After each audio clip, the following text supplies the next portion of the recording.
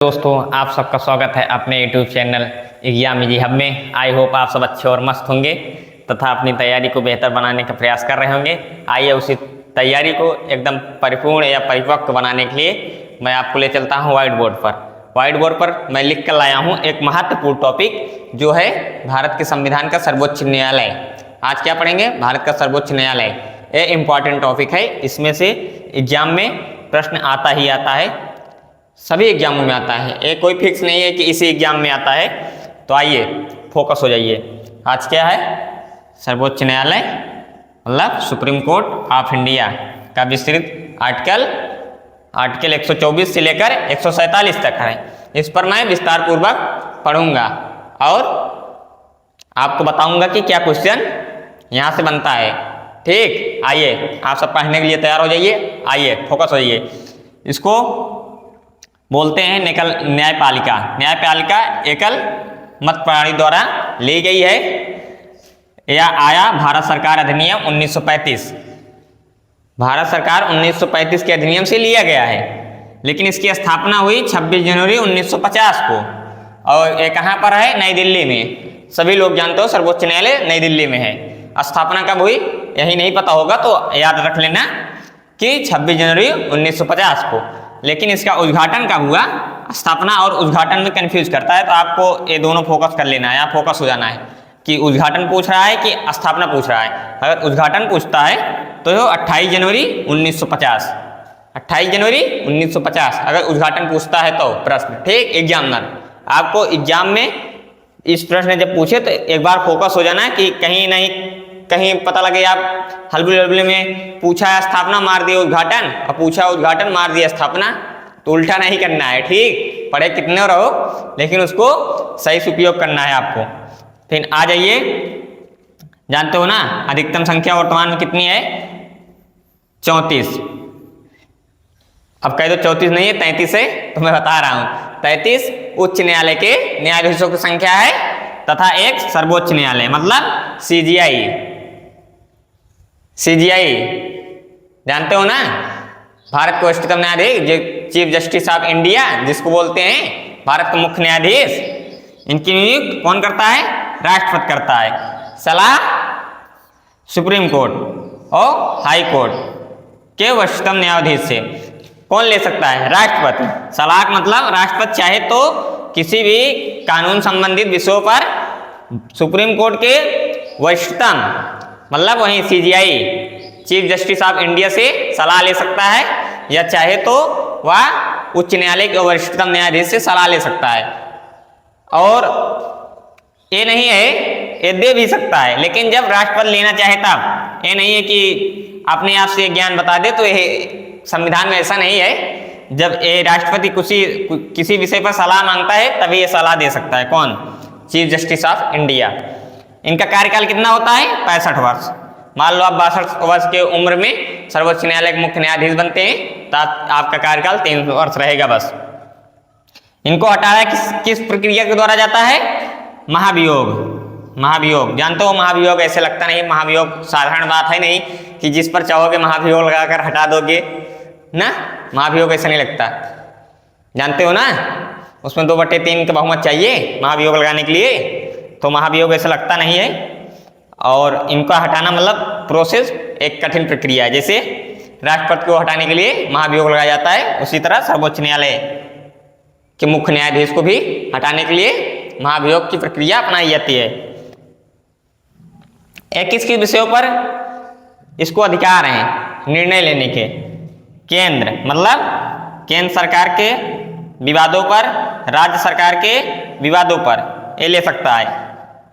और मूल अधिकार पर भी शक्तियां हैं। तुरंत याचिका कोई दायर करता है तो तुरंत उसकी कार्यवाही करेगा आर्टिकल 32 के तहत। आर्टिकल 32 को संविधान का आत्मा या हृदय डॉक्टर भीमराव अंबेडकर साहब ने कहा था। ठीक, ये भी यहाँ एक प्रश्न कभी भी पूछ लेता है। फिर आगे आ जाइए, फोकस हो। किसी भी हाई कोर्ट के फैसले को या फैसले के खिलाफ अपील की जा सकती है। कहाँ? सर्वोच्च न्यायालय में। मान लो आप किसी उच्च न्यायालय में अपनी कोई प्रॉब्लम या कोई समस्या लेकर गए, याचिका दायर किए और उसका फैसला भी आ गया, मान लो आप उस फैसले से संतुष्ट नहीं हो तो आप सुप्रीम कोर्ट जा सकते हो, PIL दायर कर सकते हो। ठीक, जानते हो ना, पब्लिक इंटरेस्ट लिटिगेशन PIL का मतलब होता है, वो जनता के लिए बनी ही है। आप सर्वोच्च न्यायालय जा सकते हो अगर आप उच्च न्यायालय के जो फैसला है उससे आप संतुष्ट नहीं हो तब। ठीक, ऐसा हुआ भी है 1-2 बार। ठीक, मतलब सर्वोच्च न्यायालय भी अगर कोई फैसला सुना देता है तो उसको भी अधिकार है कि अपने सुनाए गए फैसले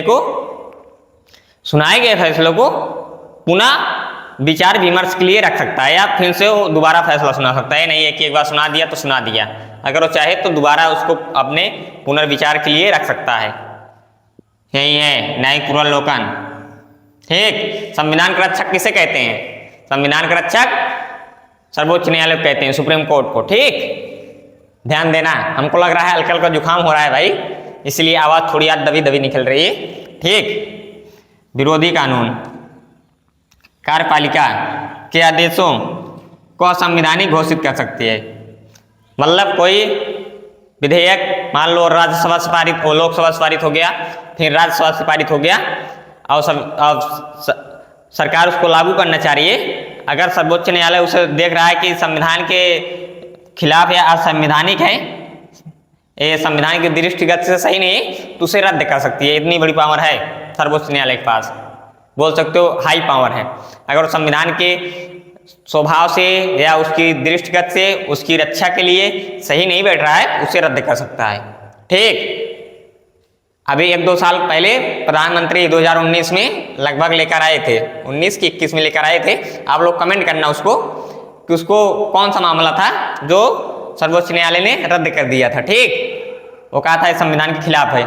लेकर यहीं आए थे कि अगर जैसे जैसे जजों की बैठक होती नहीं है कोई बड़े मामले पर, तो वहाँ 5 जजों की बैठक होती है। किसी संवैधानिक मामले पर आता है या कोई संविधान में संशोधन हो रहा है तो एक दो जज नहीं बैठते, उसमें 5-5 जज, 7-7 जज, 5 जज, 7 जज बैठते हैं। तो प्रधानमंत्री यही कहते हैं कि अगर 5 बैठेंगे तो 2 इसमें से हमारे लोकसभा से रहेंगे, मतलब हम जिसको चाहें उसको बैठा सकते हैं। तो संविधान में ऐसा नहीं लिखा है, तो उसको संविधान ने रद्द कर दिया कि मतलब 2 मंत्री रहेंगे तथा 3 जज रहेंगे। यही leकर आए थे। उस नियम के बारे में थोड़ा विस्तार कर दिया हूँ। ज्यादा पढ़ना है तो आपको कमेंट कर लेना, क्योंकि ज्यादा देरी की वीडियो मेरी रहती नहीं है। ठीक, जनहित याचिका PIL पब्लिक इंटरेस्ट लिटिगेशन की शुरुआत 1980 में हुई थी।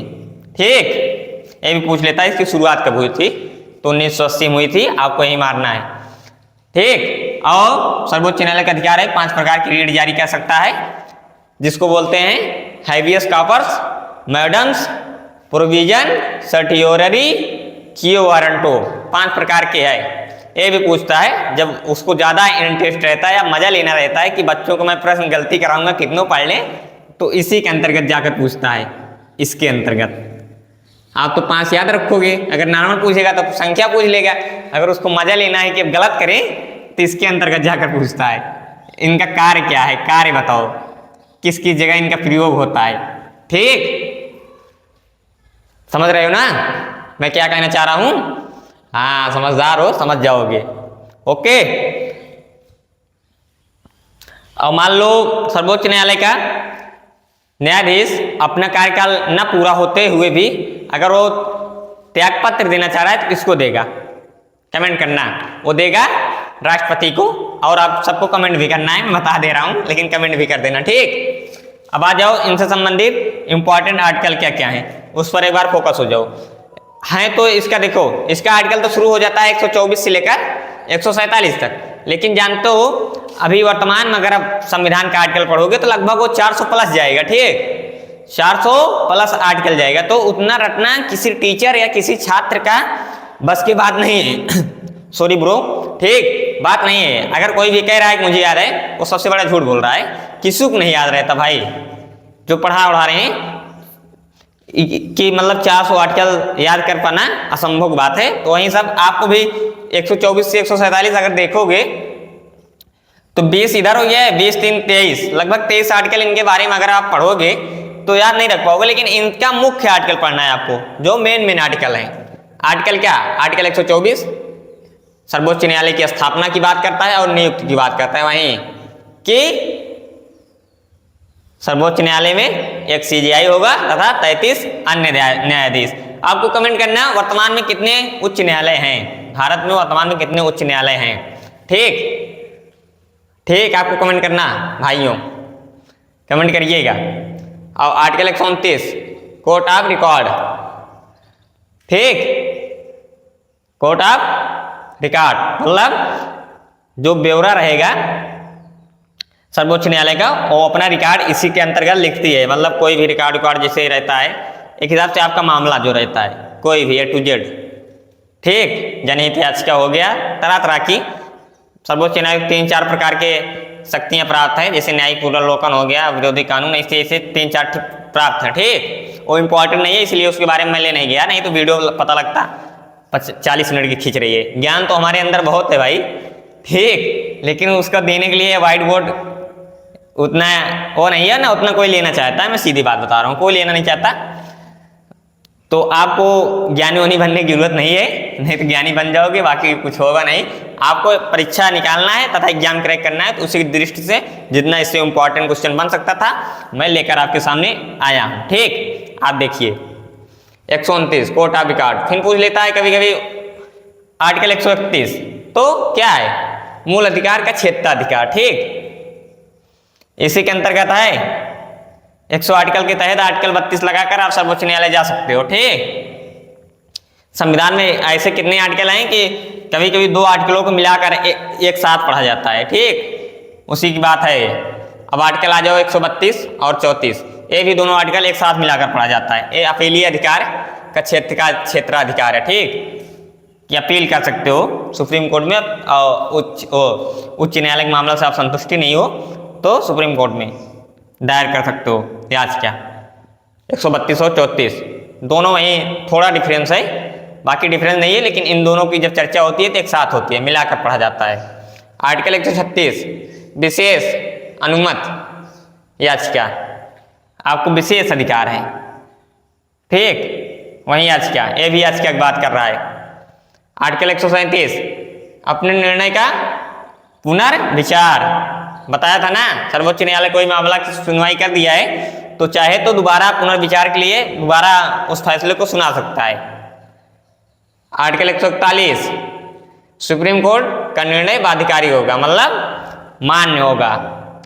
अगर आप हाई कोर्ट के मामले से संतुष्ट नहीं थे तो आप सुप्रीम कोर्ट गए, फिर भी सुप्रीम कोर्ट ने जो हाई कोर्ट सुनाया था, पता लगा वैसा ही मामला या वैसे ही फैसला वो भी सुनाया, तो आपको संतुष्ट होना पड़ेगा। इसके आगे देश में कोई अदालत है नहीं जहां अपना मामला तुम लेकर जा सको। ठीक, तो सुप्रीम कोर्ट का निर्णय बाध्यकारी होगा, आपको मानना ही मानना है वो जो भी फैसला सुनाए। ठीक, आर्टिकल 143 परामर्श अधिकार। ठीक, आई होप आप सब समझ गए होंगे। इससे इंपॉर्टेंट जितने क्वेश्चन बन सकते थे मैं आपके सामने लगभग 10 मिनट के अंदर रख दिया हूं। आपको इसका स्क्रीनशॉट मार लेना है, परीक्षा में घुसने के पहले एक बार सुप्रीम कोर्ट के बारे में देख लेना है, क्योंकि मैं स्ट्रक्चर भी फॉर्म में लाता हूं जिससे आपका ज़्यादा टाइम ना लगे तथा इंपॉर्टेंट चीज़ें जो रहती है मैं आपको बता सकूँ, आपका ज़्यादा टाइम ना लेते हुए। मेरे प्यारे भाइयों, जितने भी मेरी यूट्यूब फैमिली जुड़ चुकी है, ठीक, मैं आपका तहे दिल से आभार करता हूं तथा आपको वीडियो अच्छी लगे, आपसे संबंधित रिलेटेड जितने भी पढ़ने वाले व्यक्ति हैं उनके पास शेयर कीजिए। अपने यूट्यूब चैनल एग्जाम विजी हब को तथा सब्सक्राइब, लाइक और शेयर करें। धन्यवाद दोस्तों।